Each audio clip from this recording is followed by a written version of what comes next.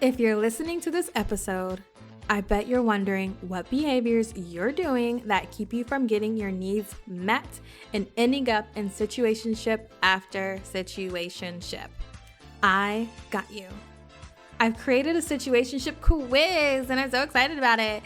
Take the quiz to discover more behaviors and more tips for navigating situationships, because I know you're in more than one right now.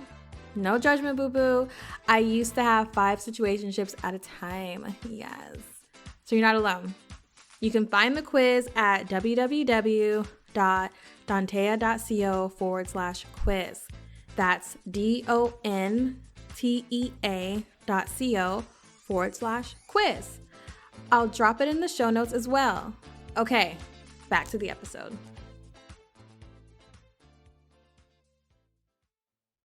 Knowing that parts of me knew that it wouldn't work out with this guy, and other parts of me was holding on to hope. And so maybe that's what will come up for you as well. And that's okay. It's okay. It's okay. It's okay. For real. Hey, loves. My name is Dontea, and I'm your fave self-worth therapist and coach. And this is my show, Situationship. This show is about getting out of toxic situationships that go beyond partners to family and friends and everything in between, to living a life of joy and self-worth. Okay, let's get into it.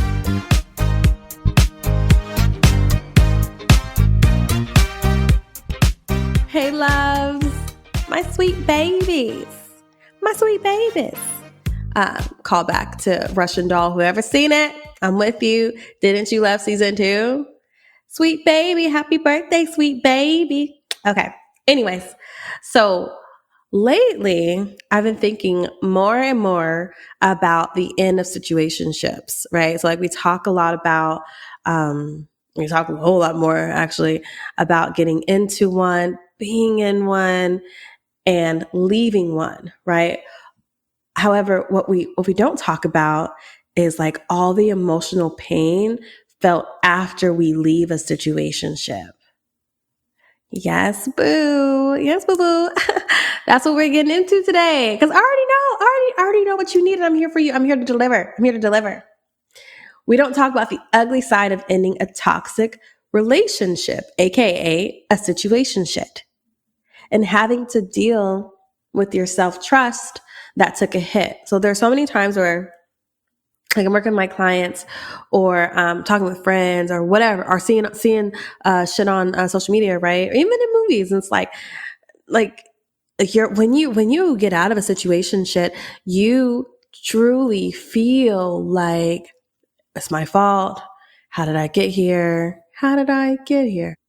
And a lot of times we question our self-trust. Which I mean by that is like we question, Am I able to see this coming in the future? Am I able to not pick the same type of relationship again?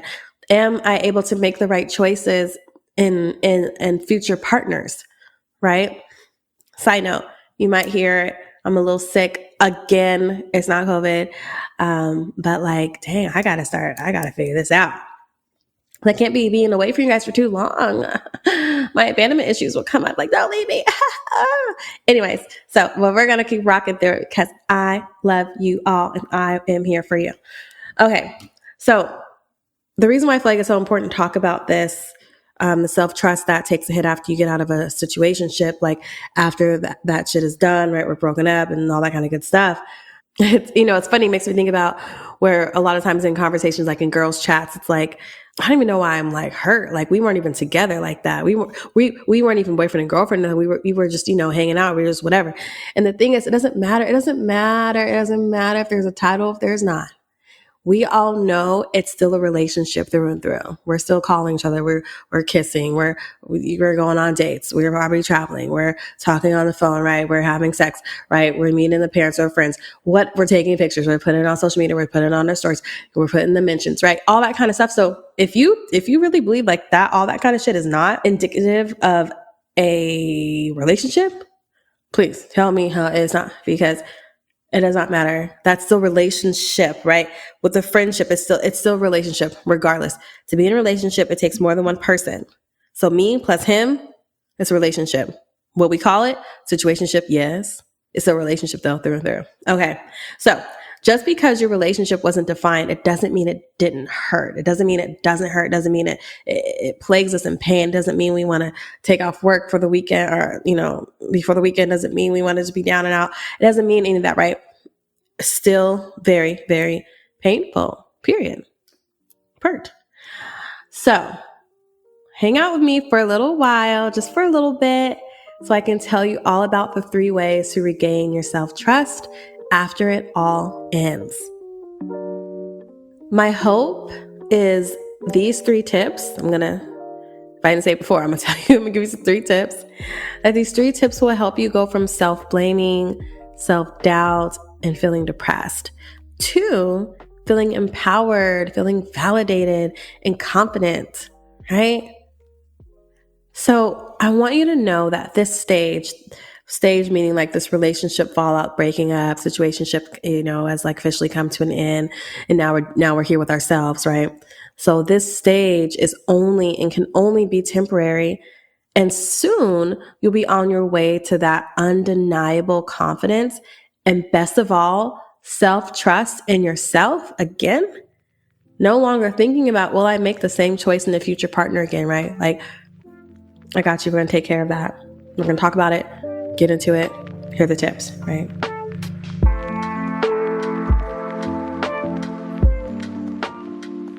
Truth is, you may make the same mistake, and that's okay. Because at least you'll see it coming and can remind yourself if you want to feel this way again, right? So what I'm trying to express is, even after these tips, even after all the knowledge, right?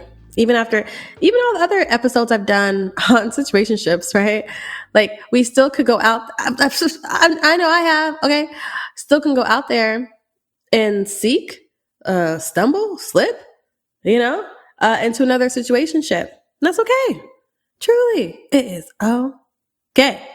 The difference is you will see that shit coming. You will smell it out. You will know, okay, I've been here before. Oh, okay. Like, you'll know that, right? I've been there. I say this every episode because it's true, boo-boo. I've been there. So even when I only had a situationship last for 3 weeks, it still sucked. Like, I still had the same rigmarole of like, okay, I'm gonna call my friend, let me call my bonus mom, let me call my sister, let me call my go to the group chat, right? Watch the movies, right? I still have to go through the same kind of processing of shit like this, even though it only was 3 weeks, it still ended, and I still have major feelings behind it, right? Okay, so let me tell you a story about. Let me tell you something. Give you an example. So the situationship that lasted for 3 weeks. Let me be clear about this one. This is someone I've known for years, and come to think of it, most of my situationships are from these men that I've known for years. And kind of just like recycle back through each other, right? So this guy, we've never really like taken it any further than just like, I like you too. Right. So this time I'm feeling like super confident, super strong, super empowered. And I'm like, I just want to date. Like, I don't want us to keep doing this little hee hee ha ha. Like, I want us like, for real, like, let's date. Come on. Like, do you want to date me? That's literally what I said. I said, do you want to date me? And he was like, yeah, okay. At this point in my life, I wanted to have like a more healthier relationship. I want to be way more intentional. I mean, intentional to be tatted on my fucking eyelids, front and behind the lids. Okay. And so, we started doing it. We started dating, spoke every day, had good conversations. I was very honest. He was being very honest, Mm-hmm. Yeah. And so it was a good time. I cried on the phone. I allowed myself to be vulnerable, said things I needed to say, didn't back down, right? All those kind of things. Now let's be very honest. Like, all along, as women, we know, all along, I felt this undercurrent of like, this may not even make it past 2 months, right? Like this may not even last. However, we are enjoying ourselves. He's very attractive. He's always been attractive. So you are like goo goo gaga, right? Can't wait to touch him, can't wait to touch on him, all those kind of things. Okay, wherever it goes from the hug to whatever, right? Like I was ready, available, down, right? So, and still I knew because I knew it was a situationship. Well, how do I say this? I knew it was I knew it had very great potential for a situationship. Now, I told him, I said, if we're really gonna do this, you cannot ghost me. Like, do not ghost me. I can't survive that. Like, do not ghost me. He's like, okay, I won't ghost you. And he told me, he was like, every time I've ghosted you, right? Okay. So like, let's pause there. I tell you guys every time I've been there. And so if you heard what I just said, I'm gonna say it again. He said to me, well, every time that I've ghosted you, meaning boo-boos, this has happened multiple times. This dude has ghosted me multiple times. Okay. And where do I go? Nowhere. Where do I stay? Right where he left me. Right. So like I said, I understand. So here we are again though. Right. And I'm like, don't go. I'm putting up boundaries. Like I talk to you all the time. Boundaries. Put up boundaries. And I mean this shit this time, right? Like, do not ghost me. If you ghost me, it's like, it's a wrap. Okay. So, we're chatting, like I said, every day, everything's good. And he's like, I feel myself falling for you. Blah, blah, blah. Nothing I've never heard before. Like, cause I'm amazing. Obviously, you're going to start loving me. Like, obviously. So he was just doing all the things, but then the communication would have breakdowns. Like I couldn't ask more than like 2 questions at a time, or, if I asked a question that was a little bit deeper in thought, like required some emotional vulnerability, or just more critical thinking, it was like, oh my gosh, or oh my gosh, I just answer that, like, right? Or he would say something like, I'm better at talking on the phone than text. But then after a while, talking on the phone at night became more and more challenging. So then we're texting. Or I'll call you back, but wouldn't call me back. Right. So that kind of shit started to happen. And I'm like, damn. Right. Like I thought that we were, things were going well. We're talking about vacationing together, for a trip that was like around the corner kind of thing. Right. And I just saw it. I just saw the communication in the relationship in True start to really break down.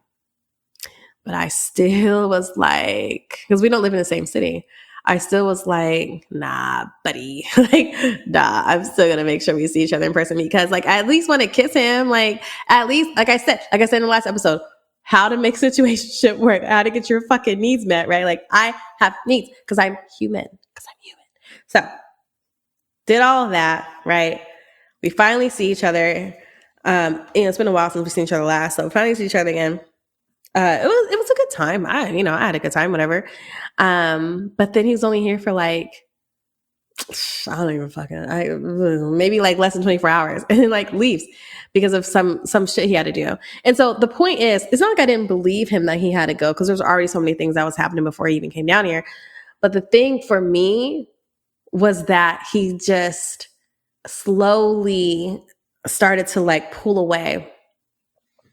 And I understand that he told me before, he doesn't have the words. Like he doesn't have the words to say things. Like when he's going through things, he doesn't know what to say. So he kind of just like goes into his own space. For me, I don't want to do that anymore, right? Like I want to deal with people who can let me know, hey, I'm going through a lot, I need a moment, or I got a lot of shit on my mind, or I'm feeling stretched in, whatever, something, right? So long story short, you're probably asking how I ended. He kind of ghosted me, like not full on ghost. I didn't stay that long to get full on ghosted, but it was enough for me. And so I just stopped hitting him up. I just stopped. I didn't even do the whole like, hey, everything okay? Blah, blah. I saw what I saw. I saw what I needed to see. I saw the behavior. Not like we haven't been together before. So I was like, okay. And because I really did not want to make this a full-fledged situationship, I walked away. Because if I would have stayed, then I would have been on the hook to hear from you whenever. When I do hear from you, I'm upset. Why are you upset? I know it's really been busy, so I got to be fucking understanding for you. Put me on ice. No, I'm not doing it. I'm not doing it. Right? So no, thank you. And again, even though that only lasted for 3 weeks, I'm selling it short. It lasted longer than that, but it definitely wasn't for no 3 months. I'll tell you that. The point is, it still hurt. It still hurt after it ended. It still hurt. Like, I felt a lot of things. I felt a lot of things. It was, you know what? Let's take a quick break.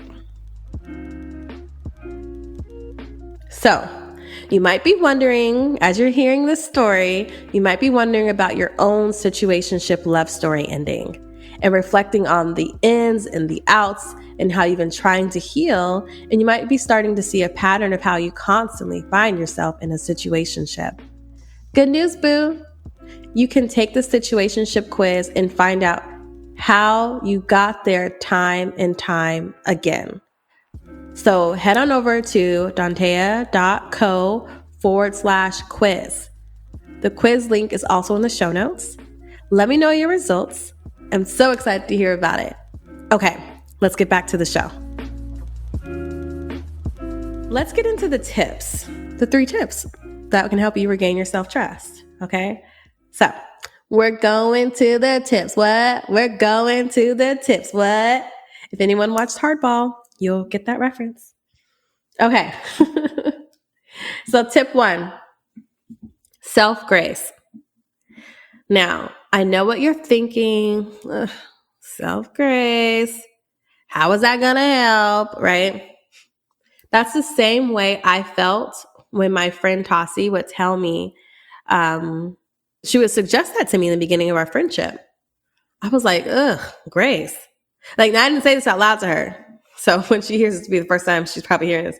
But in my mind, I would say, ugh, Grace, like that isn't profound enough. Like I needed a hard hitter, like something that would fix my feelings and my problems all in one blow. But you're over here telling me, I just suggest you give yourself grace. What is grace? Who's Grace? What's she gonna do? Like that's literally how I felt. Like what is this? I don't understand. After I understood and took it in and like allowed myself to slow down, the thing about grace is it allows you to tell yourself you're doing your best and you make decisions based on unhealthy and healthy choices, and that's okay, right? So grace just allows you space and holding and like a hug, right? A pat on the back, like, hey, you're honestly doing the best you can. You're doing the best you can. And grace allows you to truly believe that because you are. Like for myself, with the guy, I did what I wanted to do and needed to do for myself. Some of those choices unhealthy. Yeah, I'm sure. Some of those choices healthy. Yeah, boundaries. Set the boundaries, kept the boundaries. Said what I need to say, right? And still didn't end the way I thought it would end, the way I wanted it to end, or at least the length, the time spent, right? Giving myself grace allowed me to be like, okay, I'm doing the best I can. And that's okay. And that's okay that this happened. And that's okay that this ended the way it did. And that's okay that I was a part of that story. That's okay, right? So tip 1, self-grace. Tip 2, hold space for the emotions. All of them. Okay? And quick aside, if you have a hard time, because I know I do, if you have a hard time identifying like what the actual emotion is, then I suggest just do a quick Google search and type in feelings wheel. You'll get loads and loads and loads of feelings wheels. And it's just a really great way to visually see all the feelings that we can feel versus like sad, happy, mad, hungry, tired, right? Like hungry, that wasn't a great example, but you know what I'm talking about, right?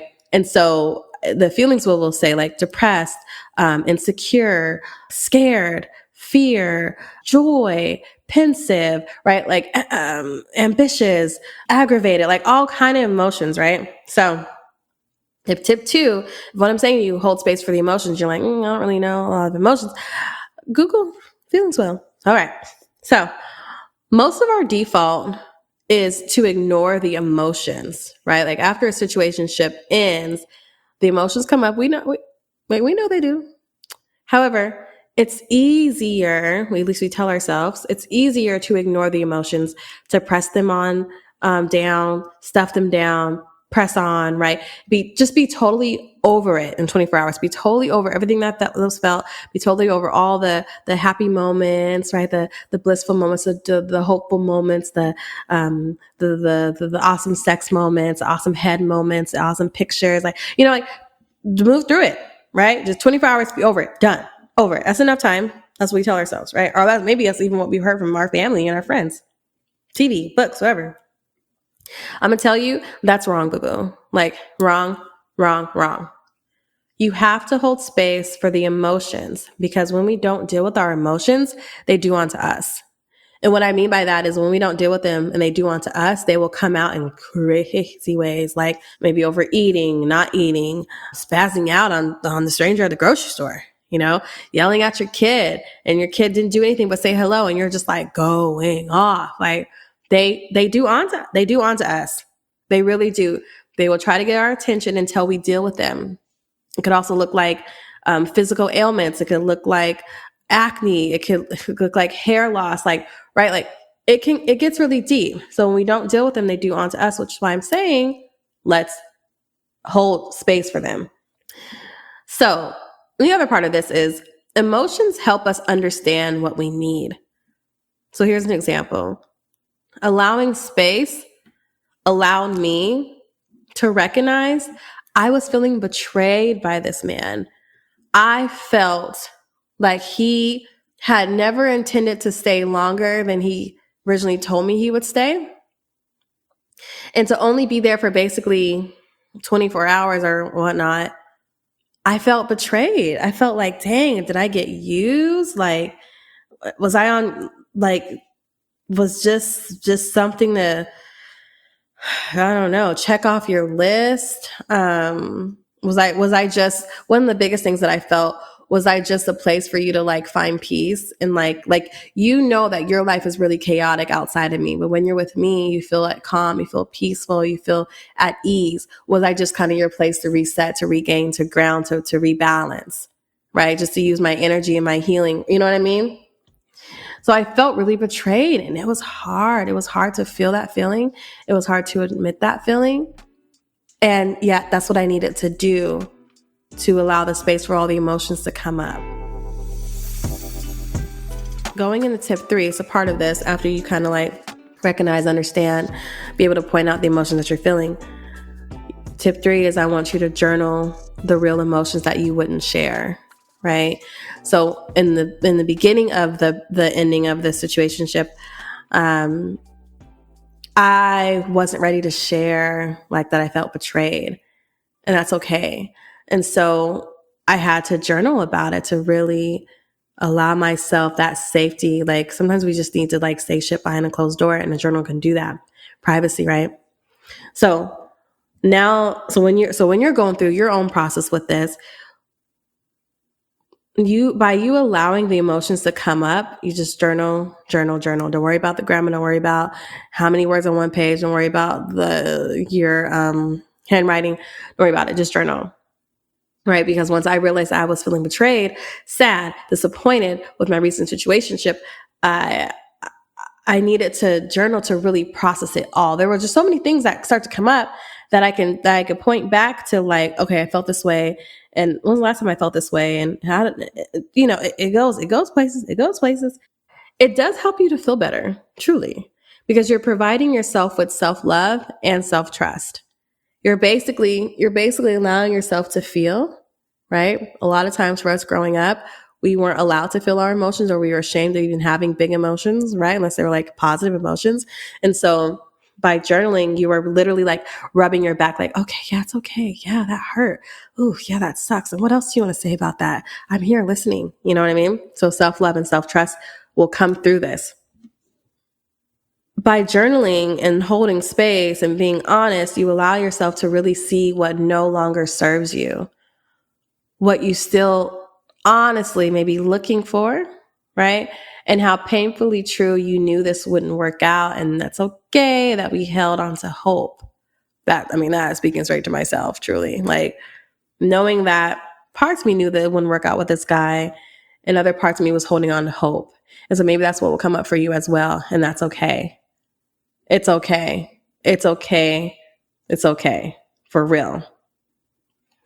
Because it's all learning.